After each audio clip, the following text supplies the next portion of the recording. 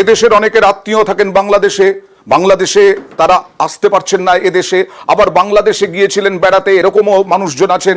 তারা এখানে এসে স্বস্তির নিঃশ্বাস ফেলছেন। যেমন ঠাকুরনগরের বিউটি দাস, তিনি এসেছেন এদেশে, ফিরে স্বস্তির নিঃশ্বাস ফেলছেন। আতঙ্ক নিয়ে অবশেষে দেশে ফিরলেন।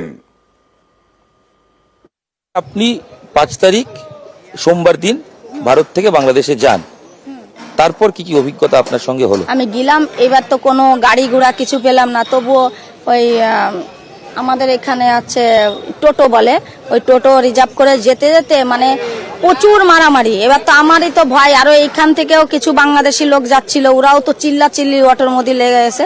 এবার দুই পাশ দিয়ে রাস্তার দুপাশ দিয়ে মানে রামদাও নিয়ে আর ওই বড় মানে লাঠি সুরা নিয়ে মানে ছেলেরা তো আছে, মহিলারা পর্যন্ত।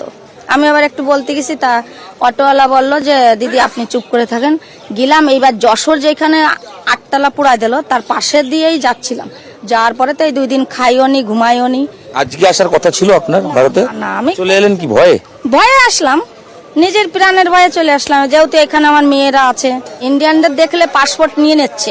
এরকম হয়েছে নাকি? হ্যাঁ, ওই জন্য তো পাসপোর্টটা ভয়তে লুকায় নিয়ে এসেছি। তারপরে পয়সা করিও নাকি নিচ্ছিল। এবার আমি দেখে তাই, যাই হোক আমার আর অসুবিধা হয়নি। আমি মানে এরকম ঘুমটা দিয়ে আসতে হলো।